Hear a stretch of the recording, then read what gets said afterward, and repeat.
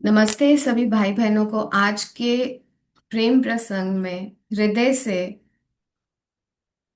हम ये डिस्कशन करते हैं और सभी उसी यात्रा में है कि हम अपने स्वयं में स्थापित हो जाएं।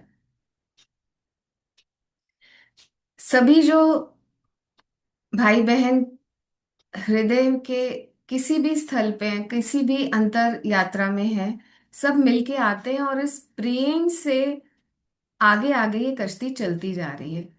आपके प्रेम से चल रही है, नहीं तो ये सत्संग का जन्म होता ही नहीं। तो आप सबसे पहले, जैसे मैं हर बार बताती हूँ, कि आप पहले अपनी जो वैल्यू है वो करना सीखिए। खुद को, स्वयं को प्रेम करना सीखिए। तो आपको समझ में आएगा कि आप वास्तव में प्रेम स्वरूप ही हो।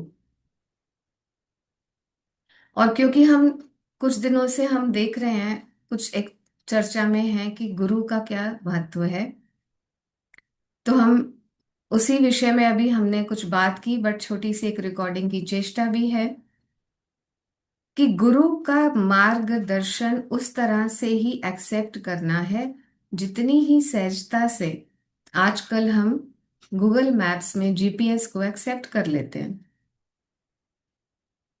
टेक्नोलॉजी के एडवांसमेंट को कितनी सहजता से हम अपने जीवन में उतार लेते हैं। ये देखिए, अभी हम जूम पे सत्संग कर रहे हैं। क्या हमने इसको नहीं अडॉप्ट कर लिया? इसको वेलकम नहीं कर लिया, इस एडवांसमेंट को? कोविड से पहले जूम सत्संग हार्डली चलते थे।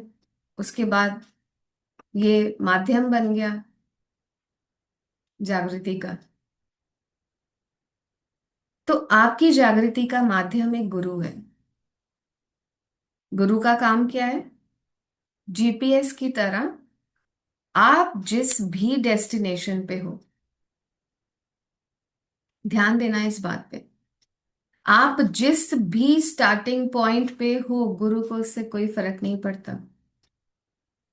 उसी स्टार्टिंग पॉइंट से आप किस डेस्टिनेशन पे जाना चाहते हो, गुरु आपको वहां ले जाएगा। गुरु का उतना रोल है।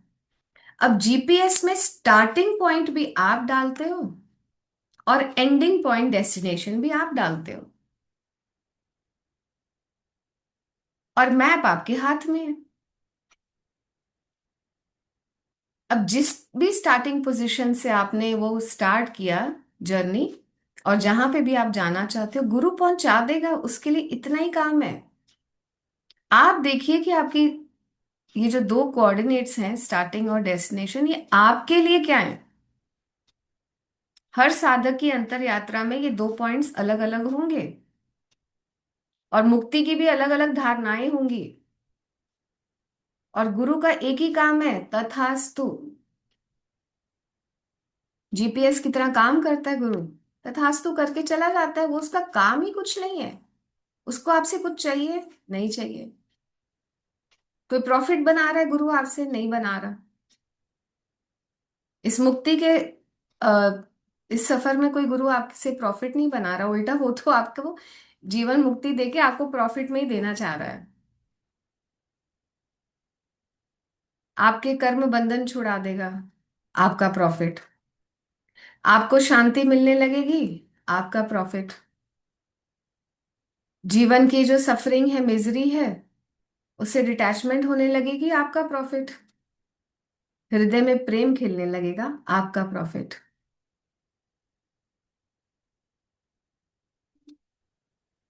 सहज से जीने लगोगे, आपका प्रॉफिट है।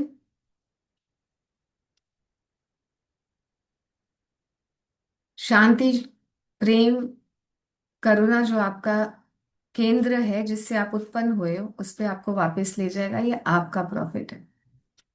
गुरु सब देने के लिए आता है, गुरु लेने के लिए कुछ नहीं आता। एक अहंकार वश हम कहते हैं कि हमें लिविंग गुरु पे हमें निष्ठा नहीं बैठती। तो ये कौन कह रहा है? ये हमारा अहंकार कह रहा है। और उस चीज को प्रूव करने के लिए हम दिन रात कंठस्थ हैं कि भाई हम किस तरह से आर्ग्यूमेंट करें, किस तरह से वैलिडेट करें कि गुरु का रोल बहुत लिमिटेड है।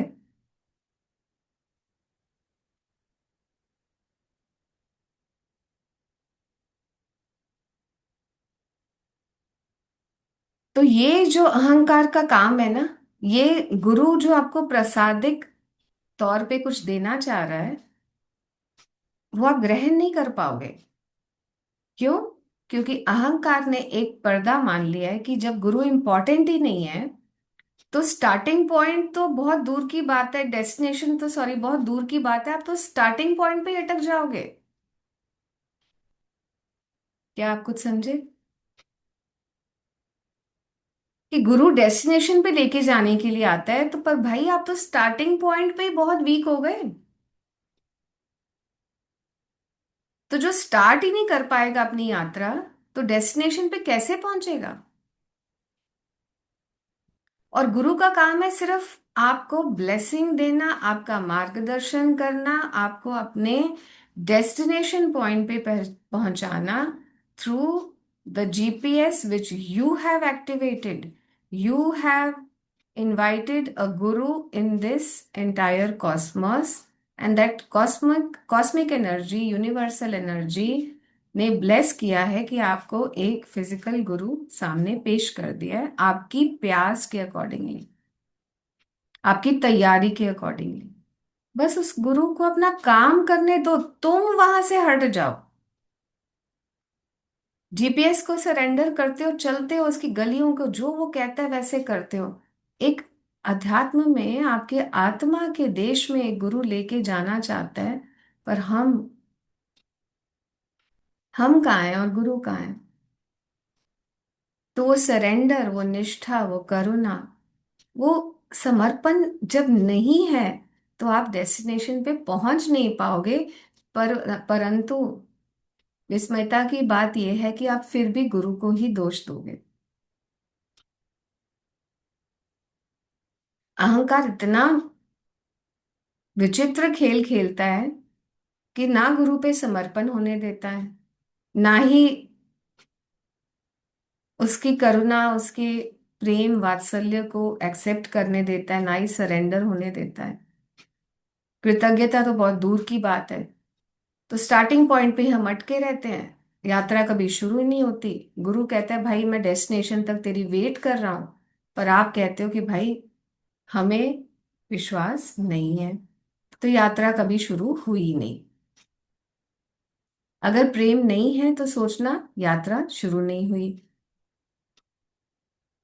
अगर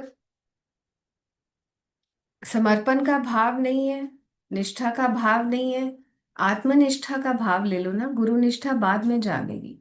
गुरु तो आपको आत्मा के देश में लेके जा रहा है ना। तो अगर वो भाव नहीं है, तो यात्रा शुरू नहीं हुई।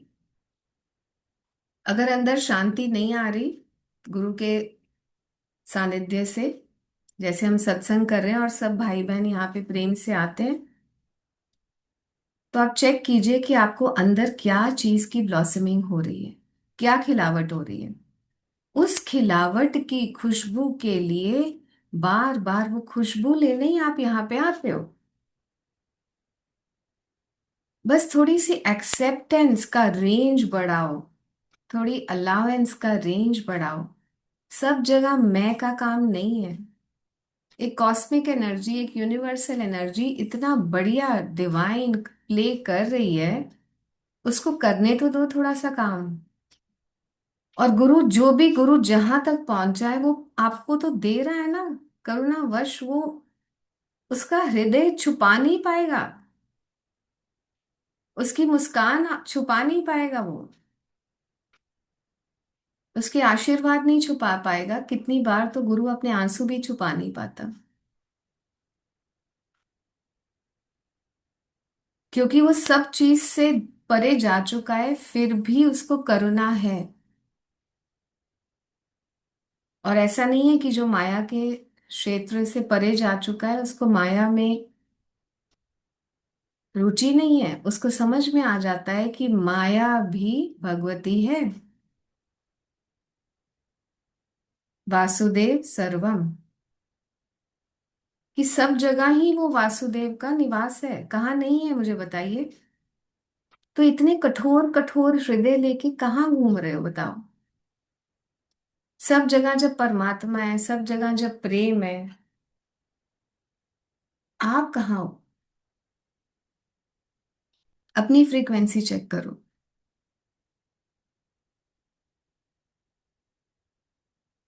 अपने अंदर चेक करो कि क्या अध्यात्म आपको कठोर बनाने के लिए बनाया गया है, या पूरा पूरा जीवन जीने के लिए, खुले दिल से जीने के लिए बनाया गया है।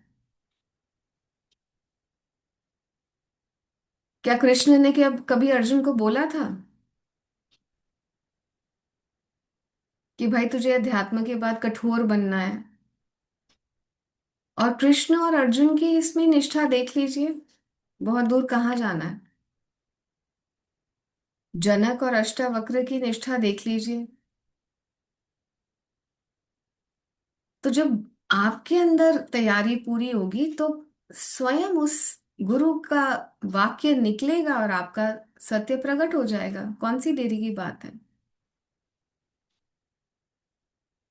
देर कहाँ लगती है? जहां अहंकार स्थापित रहता है वहां देर लगती है।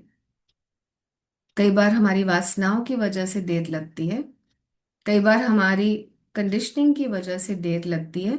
ये जो मैं का पुतला है, ये तीन गुणों का पुतला है, इसकी प्रोजेक्शन से देर लगती है। तो कोई बात नहीं, जन्मों जन्मों की सफाई कर रहा है गुरु आपके अंदर। अध्यात्म अध्यात्म में ऐसे गुरु मिलते हैं ना, तो कैसे आपके अंदर वो करुणा नहीं आती, कैसे आपके अंदर वो हृदय जागृत नहीं होता, मुझे इसमें कभी कभी आश्चर्य होता है। तो गुरु को अपना काम करने दो, पता है उसका काम कितना मुश्किल है। ये जो काम है ना, जहाँ पे जीवन मुक्ति का काम है, बहुत कठिन है ये। और हम में से कुछ भाई बहन मैं देखती हूँ इतने ज्यादा एंजाइटी में है कि कब होगा, कैसे हो जाएगा, वो चाहिए वो चाहिए। अरे भाई, कुछ छोड़ा है तो वो चाहिए आएगा ना। वो चाहिए वो चाहिए ऐसे मांगते हैं जैसे कोई प्रोडक्ट मांग रहे हैं हम। इंस्टामार्ट से ऑर्डर कर रहे हैं कुछ, जेप्टो से ऑर्डर कर रहे हैं। अरे भाई, ये समझो पहले रिस्पेक्ट गुरु की, कि कितना कठिन काम है तुम्हारे अंदर से, तुम्हारे अंतर मन से तुम्हारी कंडीशनिंग को डिलीट करना, तुम्हारी वासनाओं से तुम्हें मुक्त करना, तुम्हारे दोषों से तुम्हें रिक्त करना, और तुम्हें उस निर्दोषता की स्थिति पे स्थापित करना जहां पे कभी ये सब दोष हुए भी नहीं, पर अब इतनी मान्यता जड़ है हमारी, और चित्त जड़ ग्रंथि हमारी इतनी ज्यादा स्ट्रांग है कि हमसे वो नहीं छूटती। तो गुरु का काम, ये जो फाइनल स्टेज है ब्लॉसमिंग की, उसमें कठिन होता है, उसमें पेशेंस लगती है। गुरु निरंतर करता है। अब जैन सर देखिए, इतनी एज पे भी सत्संग के लिए आते हैं, किस किस तरह से गुरुओं की वाणी लेके आते हैं। क्या उसमें करुणा नहीं दिखती? अब डॉक्टर संजय हैं, वो अपनी प्रोफेशन, बाय प्रोफेशन वो अपनी क्लिनिक पे होते हैं, फिर भी सत्संग के लिए बोलते हैं कि हम करेंगे। तो उसमें करुणा दिखती है? तो ये जो गुरु देना चाह रहे हैं करुणावश, उसको संभाल के रखो, उसको पकड़ो, क्योंकि अहंकार वश तो तुम कुछ नहीं ले पाओगे। सामने होते हुए भी गुरु, उसकी कृपा की वर्षा हो रही है और तुम छाते के अंदर बैठे हुए हो, तुमने अपना अम्ब्रेला खोल लिया है, वो तुम्हें भिगा नहीं पाएगा। तो यही समझना है कि काम थोड़ा है, क्योंकि काफी लेयर्स हैं जिसको डिसॉल्व करना है, तब वो आत्मा का तत्व जो आप स्वयं हो वो प्रकट हो जाएगा, और कुछ भी नहीं है इतना। तो पेशेंस भी है, पुरुष प्रयत्न भी है, गुरु कृपा भी है, सरेंडर भी है, प्रेम भी है, निष्ठा भी है। बस यही रेसिपी है थोड़ी बहुत। ठीक है, तो इस रेसिपी को समझो, बहुत नाजुक रेसिपी है।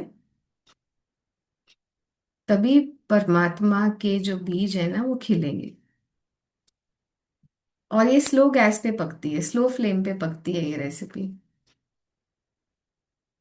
काफी भाई बहन मैं देखती हूँ एकदम चाहते हैं कि भाई ये जल्दी कुक हो जाए। आजकल इंस्टेंट का जमाना है ना, वो नहीं होगी, जल जाएगा, सब कुछ जल जाएगा, तुम्हारा अहंकार ही तुमको जला देगा, तुम स्वयं खुद को जला दोगे। तो ये स्लो फ्लेम की रेसिपी है, धीरे धीरे बन रही है, पेशेंस रखो, बन ही रही है, बहुत मीठी बनेगी। ठीक है, तो इस रिकॉर्डिंग को इधर खत्म करते हैं। हमारे पास